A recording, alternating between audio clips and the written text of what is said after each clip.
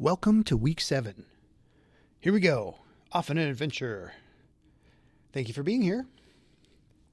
Just saw this movie recently.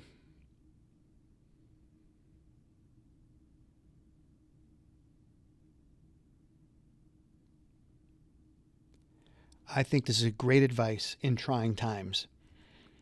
Here's our agenda for the week. Let's review. First, make sure you do a daily check-in. Okay, and also celebrations. More students are emailing me about previous work that needs to be graded. Yes, that makes me very happy. Keep it up. This week, goals. We are working on level 2, which is the tool level. Not this tool, although they're a good band.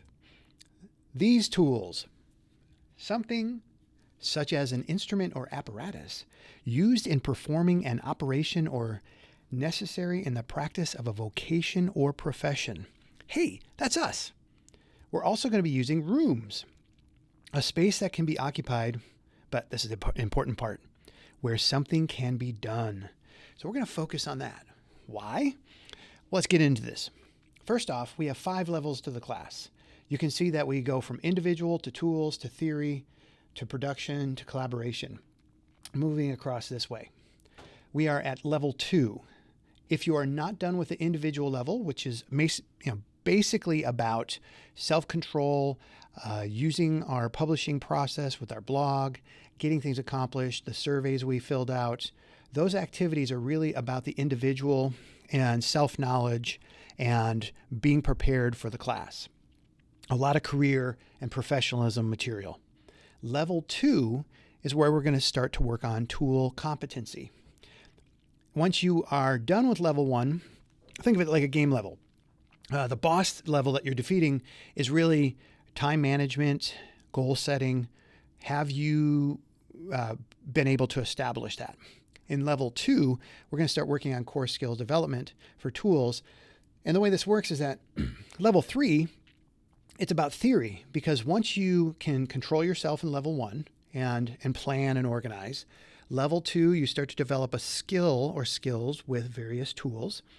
You then take the theory in level 3, apply those to the tools, then go through a production cycle in level 4 to actually make something. Then in level 5, you're ready for collaboration. That means taking all of levels 1 through 4 and applying them in a team process.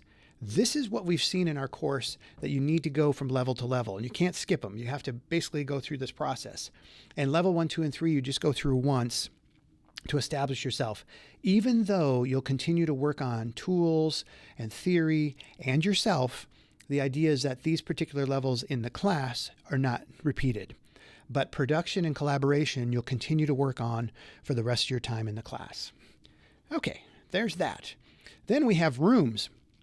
Rooms are set up to be intentional areas of focus throughout your day. When I say day, the 3 hours a week you're working. So how much time do you spend on the content in each one of these rooms? And I'm using the example here for School of Rock, but you can see a practice room, a classroom, a laboratory, outside, studio, and a control room. This all leads us up to the very bottom of this document where it says leadership. And leadership is working in a collaborative team-like environment.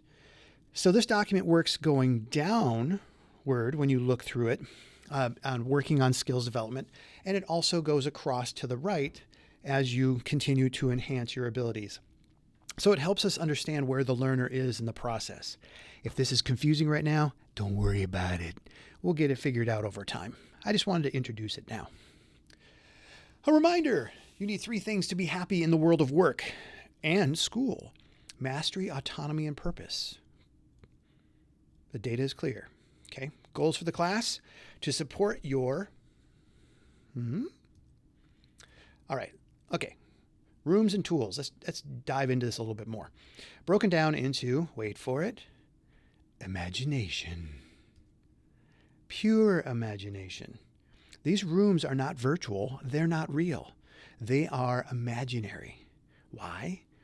Because we need to set up a mental structure for time and intention. It's about focus.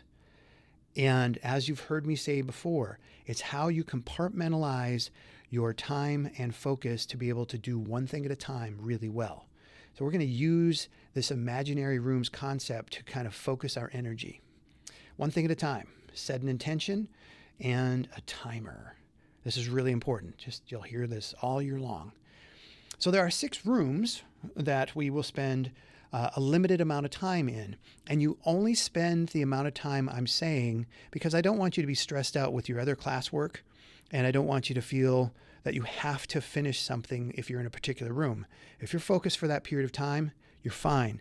The timer goes off, finish up your thought for a minute or so, and then move on to the next room.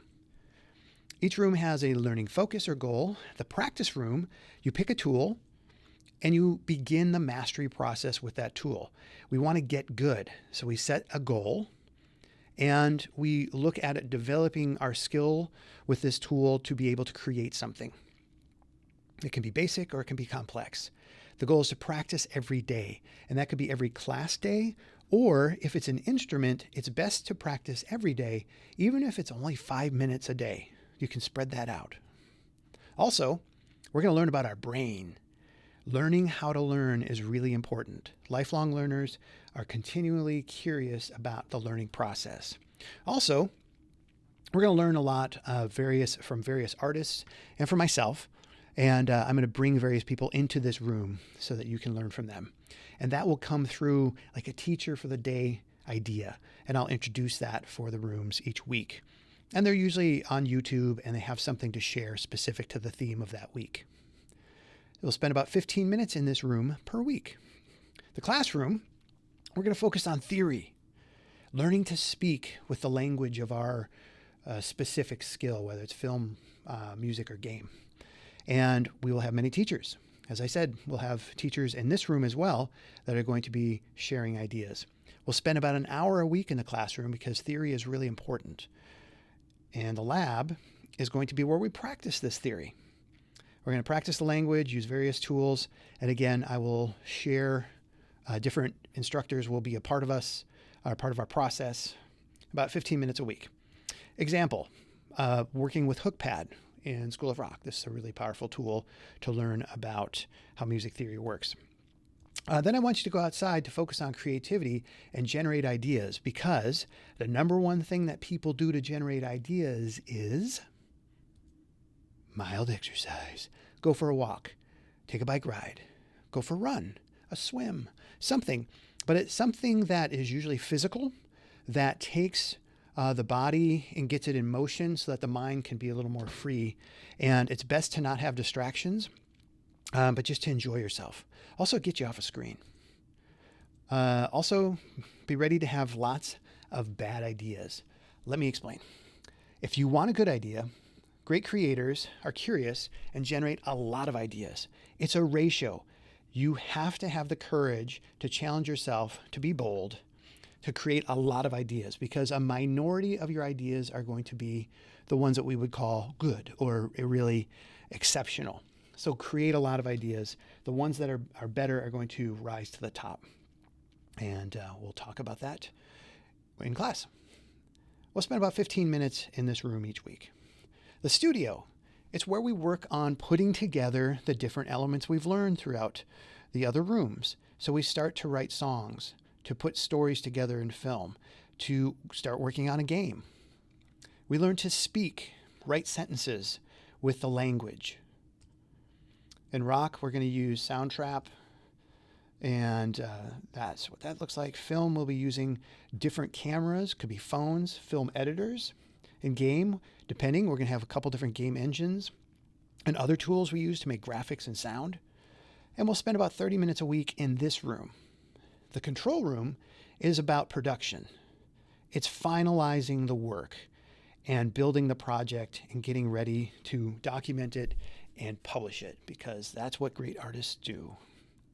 We will be using these tools and potentially other ones, but generally this is where the final piece ends up. And we will be also working on certifications on a basic level. So here's Soundtrap, and then a higher level, which would be Logic. For film, we have Sneak on the Lot, And then we have Adobe tools.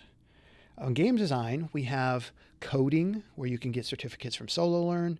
And we also have Unity and other game engine certifications you could pursue. Now, the higher level certifications, most likely you will not accomplish in this class because they're pretty intense and you need way more than 3 hours a week to be working on them. But we can start you on that path. And we'll spend about 30 minutes a week in this room. Again, this room is for finishing up projects and getting ready for publishing them. All right. So what do we do each week? You spend about 3 hours of classwork in these 6 different rooms. Watch Mr. LeDuc's overview video, okay, each week. It will explain what to do with the work that you're going to publish. So you attend the Zoom meeting at the beginning of the week. I'm going to try to keep those short with my, talking. And then complete the work in each room and have it ready by the end of the week. How? You copy and paste the day's blog post, and it's really more the week's blog post, outline from, can you guess? Mr. LeDuc's blog. Yes. So you copy and paste that into your blog, and then you follow the directions that are in the blog post itself. Okay. All right. At the end of each blog post, I have an evaluation. It's very short. It takes you 2 to 3 minutes to fill in. It's really 2 main questions. How was the content that week? And how was the process of the work that week? And then you give, it's just a 1 to 5 scale that you rank. And then you also can write some feedback. And that goes into this Google form. By doing this, you're showing a lot of different 21st century skills. And so by participating with this, it's going to be able to help me, help you show your ability to be at a higher level, skill development, leadership roles, and 21st century skills in general. So thank you for participating in that. The feedback will help me improve the class with your help. And lastly, group work will be what we evolve to. You're going to be creating a song, a film, a game with various people. And this will happen in level 5. Okay? There is no group grade. Everybody earns credit for their role and their contribution to the project. All right. Speaking of grades, each room will have a skills checklist, and you'll be able to track your progress as you move through the course. If you need to make up work or improve something you've done, you email me and tell me what you need to recheck a blog post or something, and I will email you back, and you will get that email from me. If you have further questions, you can email me back. Emailing is the best way if you have questions about the grade book, and there's a lot of grades to put in. So if you think something was done in error, feel free to email me. I will communicate with you about that. All of our work is due at the end of January. I will not accept late work after that. We have target dates up to that point, but at the end of January, we're going to have to shut down all the dates, and it will go solid into the grade book. All right. Our advisory committee is going to be helping us. And later in the term, they're going to be joining us at different meetings to give us feedback on our work. That's going to be exciting. And according to this data, on the left side, this is what you said the top priority for me is: to give feedback and to inspire. Those were the top things. And then the other 3 are prioritized as such. So I will be spending more of my time giving feedback, inspiring, creating, and sharing resources. That's where I'll put the lion's share of my work. So thank you for that feedback. Office hours on Wednesday, and you can check out equipment here. We'll talk about that soon. And when you do, it does need to come back. We will discuss that process. Also, that you need a parent signature on a checkout form to check out equipment, but we do have it, and you can come to school and pick it up safely outside. I will bring it out to you. All right. And what you want to do is watch the overview video for the blog post each week, which is probably 2 to 3 minutes. It'll be in the week folder. So in this case, you can see week 7. These videos are in there for students to look. And I explain the blog post in more detail and each room, what the requirements are. So if you get stuck, really check this out. That will help you. All right. Questions? Hey, there's School of Rock. And here are my sources. All right. Thank you for watching.